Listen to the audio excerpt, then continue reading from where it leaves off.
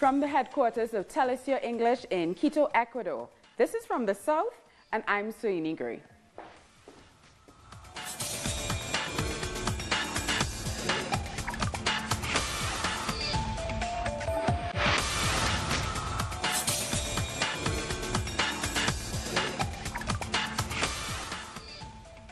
We begin in Honduras, where the president, Juan Orlando Hernandez, is due to be sworn in on Saturday after 2 months of demonstrations and strikes that have left dozens dead. The opposition lawmakers chanted out JOH and murderer on Thursday as a new Congress met for its first session. The opposition alliance says there was fraud in both the presidential and parliamentary elections at the end of November, while the government party is calling for dialogue. I am sure that the approach in matters of state and the debate of the legislative decrees will be enriched with the patriotic contribution of all the political forces represented here. Democracy is ultimately the way to find agreement over our disagreement. Outside the Congress, thousands of women and other opposition supporters gathered to celebrate Honduran Women's Day and to protest against Juan Orlando Hernandez. They say they will not recognize him as president and accuse the United States of helping to impose him for a second consecutive term against the will of the Honduran people. Unfortunately, democracy has been lost in this country. We see every day how the dictatorship imposes itself in this country, and therefore a situation that makes it more and more difficult and dangerous to defend the human rights in general in this country. We don't believe in the United States. We don't believe in the Honduran justice system, since it has always betrayed us. It is the people on the streets who can defend the rights and battles. And with just hours to go before the swearing-in of President Hernandez, we go to our correspondent, Gilda Silva-Strucci. This morning, there is not a large protest planned, but tonight, people from different departments and communities across the country are expected to take over the major highways, although there is still no official call from the coordinator of the opposition alliance, Manuel Zelaya. However, there are activities planned for tomorrow, when President Juan Orlando Hernandez will be sworn in. There is no official word on the venue for the inauguration, where he will be sworn in for 4 more years. There are some scattered actions with smaller protests in Tegucigalpa and in other cities across the country, but we are still awaiting for the main protest to happen. That will reject the re-election of Juan Orlando Hernandez. We thank Gilda Silva-Strucci for that report. WikiLeaks founder Julian Assange could be a free man today. He is asking a London court to drop his arrest warrant. The warrant was issued 5 years ago after Assange skipped bail to avoid extradition to Sweden over rape charges. However, Swedish prosecutors have since dropped the charges. Assange has been holed up in the Ecuadorian embassy in London since 2012. Now, even if the arrest warrant is dropped, Assange could be arrested for breaching bail conditions, but which comes with a maximum penalty of 1 year imprisonment. A judge in Brazil has confiscated the passport of the former president, Luiz Inácio Lula da Silva, and ordered him not to leave the country. On Wednesday, another court upheld a corruption conviction against Lula and increased his sentence to 12 years in prison.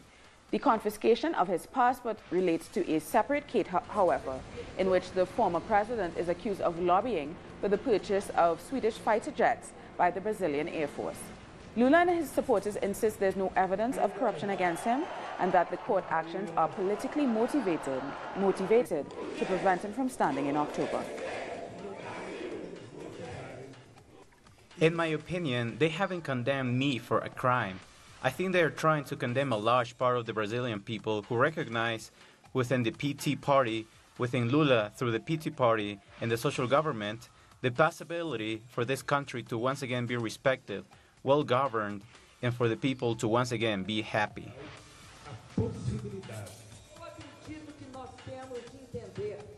I think we must understand this moment. I don't think we are at a stage in which we are breaking from democracy. I think that the democracy is radicalizing. It became clear yesterday during the ruling, a ruling which is a farce.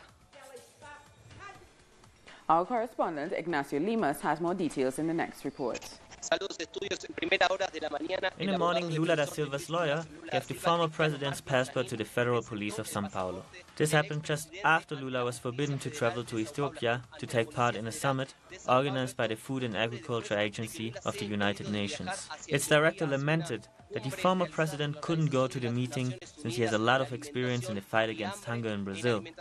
The decision was made by federal judge Ricardo Leite, who alleges that Lula da Silva was involved in influence peddling in the purchase of 36 planes from the Swedish corporation Saab. On Wednesday, Lula had his conviction confirmed on corruption charges.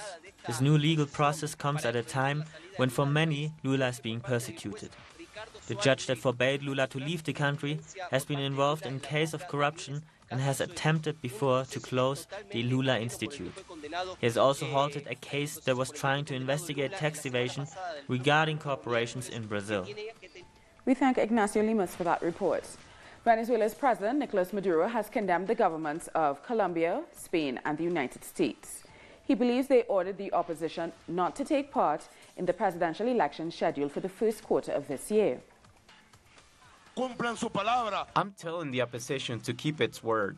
I want to have elections and to win. The government of the United States, the Colombian oligarchy, and the corrupt government of Spain have ordered the opposition to leave the electoral process because they are going to lose. We will see each other in the Dominican Republic at the dialogue table. Nominate your candidates and let's have elections. I am sure I will win with the support of the people. Maduro also spoke about the national plan known as the Plan de la Patria during an official event with a group of women who asked the president to run for office in the election called for by the National Constituent Assembly. I thank you all the love that I have received during all these years. I am telling all of you, women and girls, to each and one of you, count on me to be your presidential candidate for the period of 2019-2025. The state of Venezuela's economy forms a major part of the debate ahead of the upcoming election. The so-called economic war and the fluctuation of the parallel dollar market has allowed the dollar to intensify since the announcement was made. This page randomly decides the price of the black market dollar in Venezuela. It's run by businessmen living in Miami or Colombia. And the logic behind it is the higher the value of the parallel dollar rises, the higher the prices of the everyday things on the street. That's how they trigger hyperinflation, a product of the economic war against Venezuelans. Sin lugar a dudas. Without a doubt, the prices are invented in Venezuela. The prices are put to their will.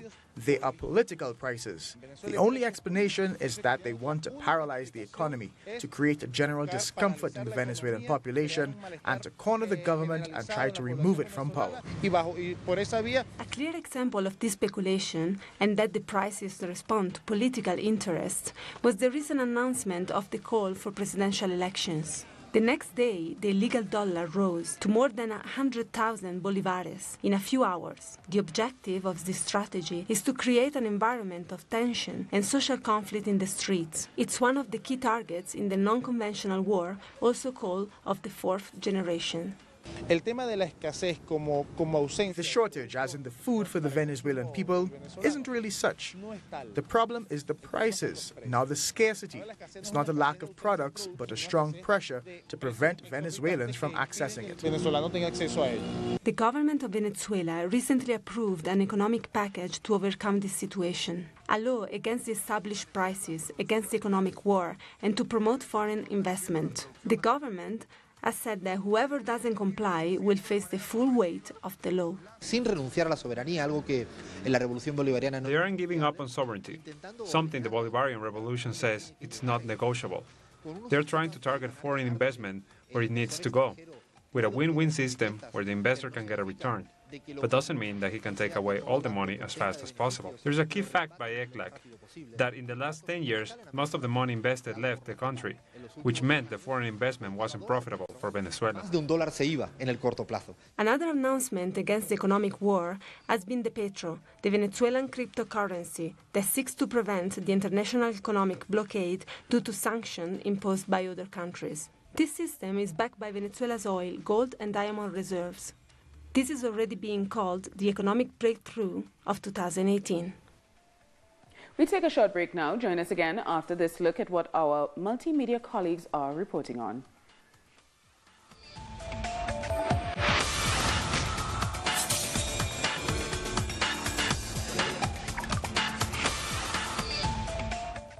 In South America, we are all descendants from Europe, so it should be the first important agreement before others we are.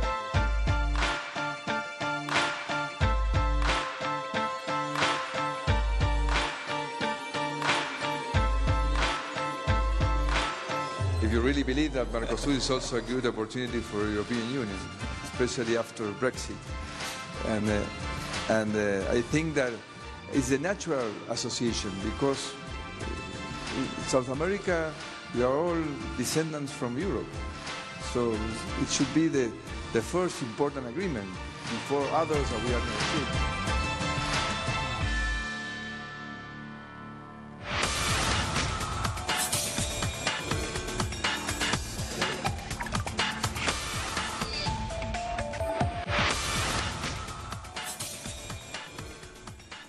Welcome back. Massive layoffs continue in Argentina, and the cuts imposed by Mauricio Macri's government have even affected the cultural sector, including the National Ballet and the Classical Dance Academy.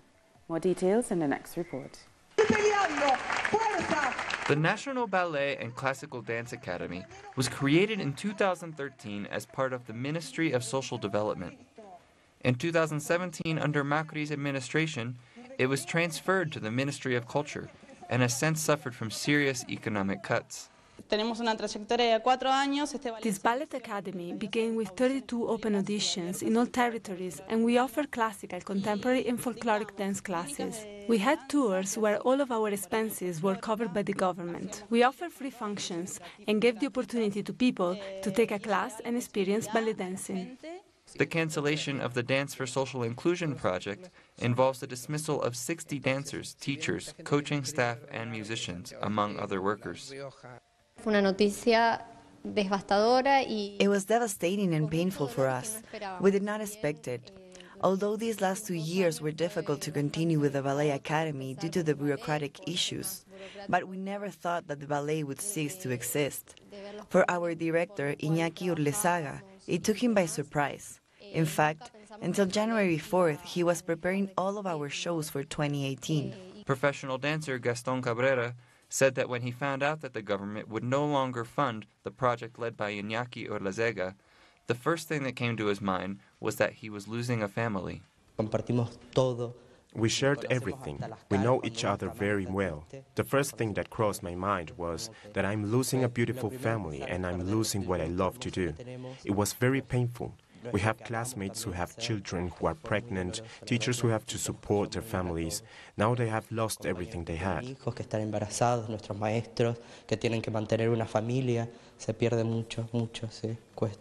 The massive layoff by Macri's government is part of the new economic plan that has been implemented in different public institutions.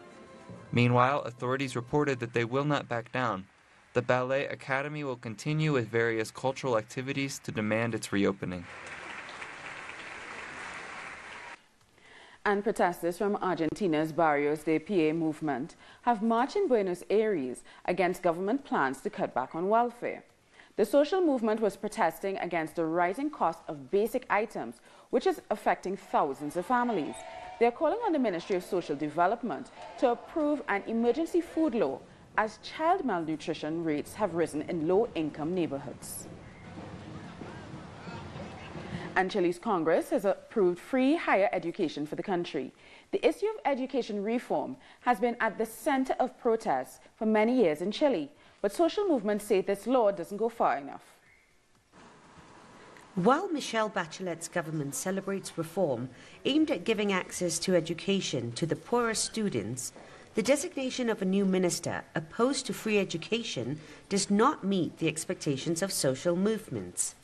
We all think that the reform is not satisfactory at all.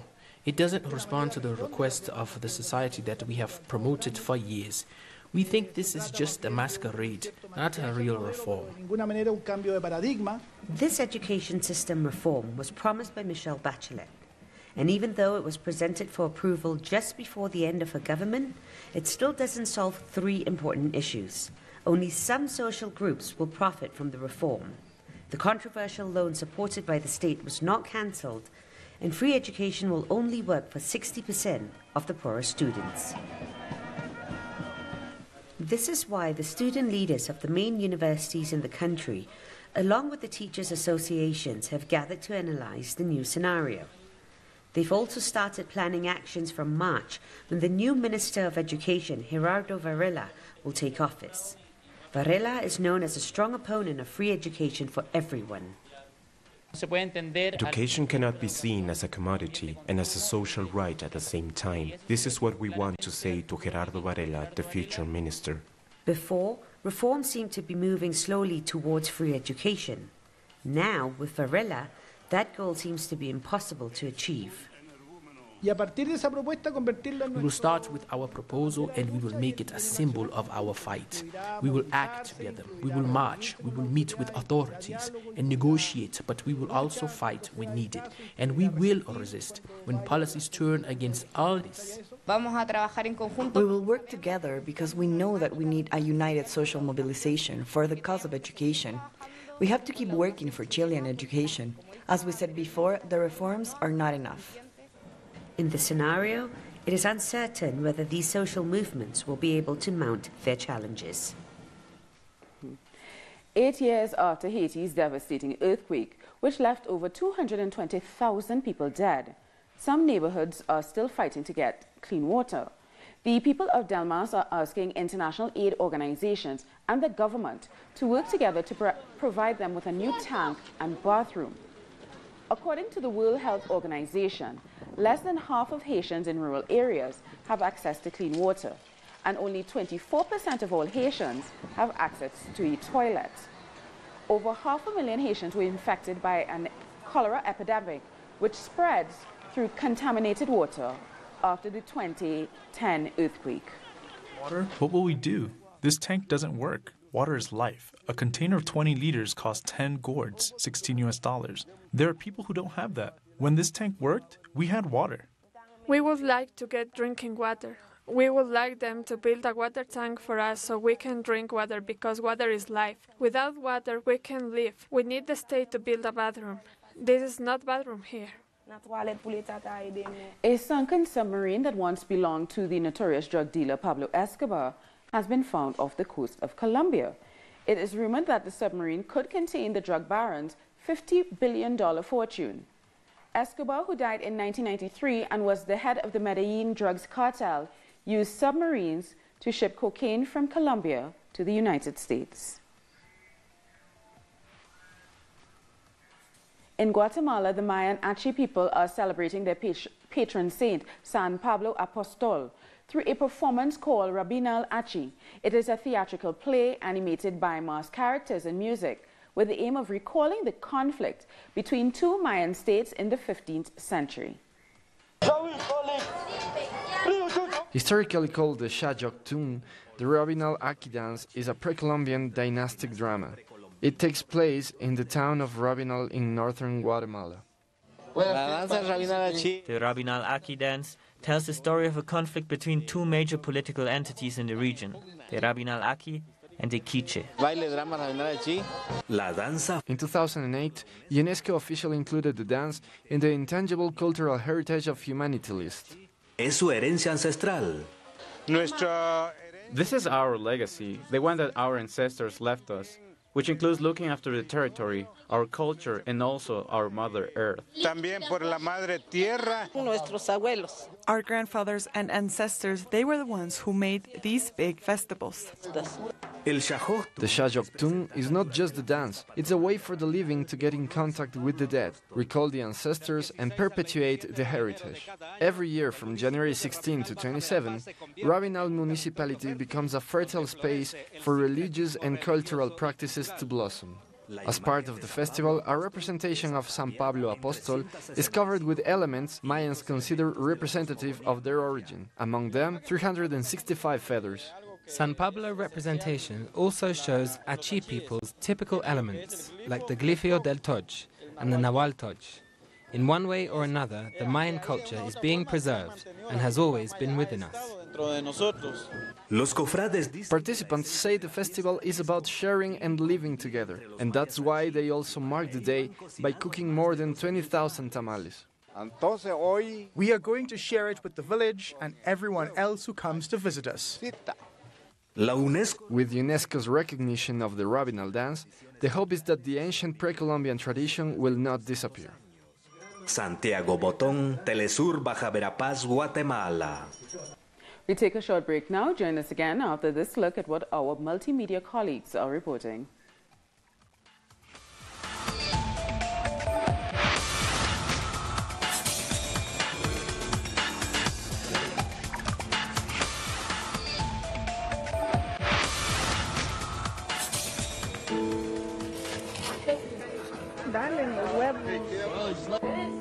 Are you right? I said I'm going to kill you.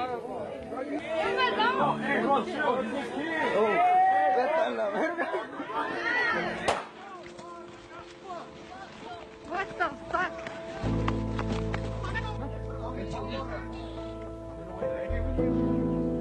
Stop grabbing me. Stop grabbing me. I don't care if your dad's a cop.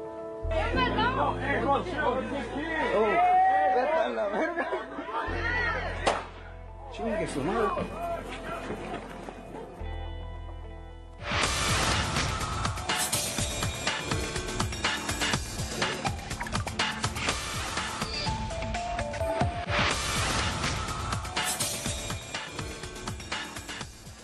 Welcome back. U.S. President Donald Trump has closed the Davos summit with a speech in which he declared the United States is open for business. While still promoting free, fair and reciprocal trade, he also said he will always promote America first. Some of the members of the audience booed when he complained about fake news. As President of the United States, I will always put America first, just like the leaders of other countries should put their country first also. But America first does not mean America alone. Now we go to our correspondent in Washington, Jorge Gestoso, who breaks down Trump's speech for us. The expert says that the speech of Mr. Trump at Davos didn't bring anything new, any vision, any particular commitment of the U.S. as a vision of the world. Simply, Mr. Trump was mentioning that America first again, but he added, America first again, but America not alone, and has been read as his interest to be part of the world, something that here to the local audience in the U.S. tries to say that America first means protectionism and populism to the American workers. He mentioned, for example, he said U.S. would not longer tolerate being the victim of predatory pricing, mentioning that other countries practice, for example, China. And another phrase that was pretty interesting says that America is open for business again. We're competitive once again, something that could be discussed for many of the audiences of Davos. Davos was a place where most of the leaders, especially of Europe, was going to praise and to push for open market, something that was exactly the opposite position that was bringing Trump. Bottom line, he tried to put emphasis on the market here was growing very steadily, and he mentioned that in the case that Hillary Clinton would have been the president, was going to happen the opposite. But bottom line, nobody was really impressed by his speech at Davos. We get back to you. Thank you, Jorge Gestoso, for that report. Increasing concerns about the possibility of a nuclear war have pushed the symbolic doomsday clock to 2 minutes before midnight, according to the Bulletin of the Atomic Scientists in Washington, D.C. The clock, which serves as a metaphor for how close humanity is to destroying the planet, was moved forward by 30 seconds as near as it has ever been to the hour of the apocalypse. The last time the clock was at 2 minutes to midnight was in 1953, when the United States and the Soviet Union were testing hydrogen bombs. First time in many years, in fact, no U.S.-Russian nuclear arms control negotiations are underway. And if the draft U.S. nuclear posture review is any guide to U.S. policy, there will be no U.S.-Russian nuclear arms control negotiations for the foreseeable future. Instead, we could see a return to a nuclear arms race. Around 100 people in Indonesia's Papua region have died from a measles and malnutrition outbreak. Most were children. Local officials say 800 other children are sick. Human rights organizations have criticized the Indonesian government for its late response and the severe lack of medical care and other basic services. If my husband is able to work, we can eat rice, only rice. If not, we don't eat. I'm sad, I'm angry, I feel pity. I want him to eat, but it's hard. And a zoo in the central Mexican city of Tlaxcala is unveiling the arrival of its white lion cub. Children who visit the zoo are invited to name the cub. The name will be revealed in February. The cub was born at the Altiplano Zoo on October 28th and weighed 700 grams. As the cub was rejected by its mother at the time of its birth, it will be bred by zookeepers and veterinary personnel, who ensure it's fed with a special formula until the little one can feed on its own. And we've come to the end of this news brief. For these and many other stories, you can find them on our website, tellusyourtv.net/English. And join us on social media, Facebook, Twitter, and Instagram. For Tell Us Your English, I'm Sonia Gray. Thank you so much for watching.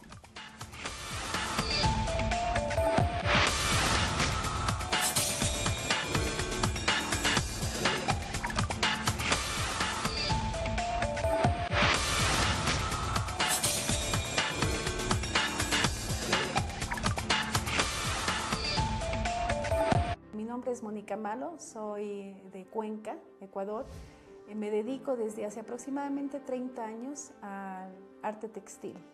Como países latinoamericanos sí nos identificamos con los mismos símbolos, con las mismas estructuras, de un mismo origen, y que todos los pueblos somos uno solo también. Por eso todos somos hermanos y más relación tenemos con estos países hermanos latinoamericanos, donde tenemos una misma base prácticamente ideológica de formas de pensamiento, de estructuras de vida, ¿no?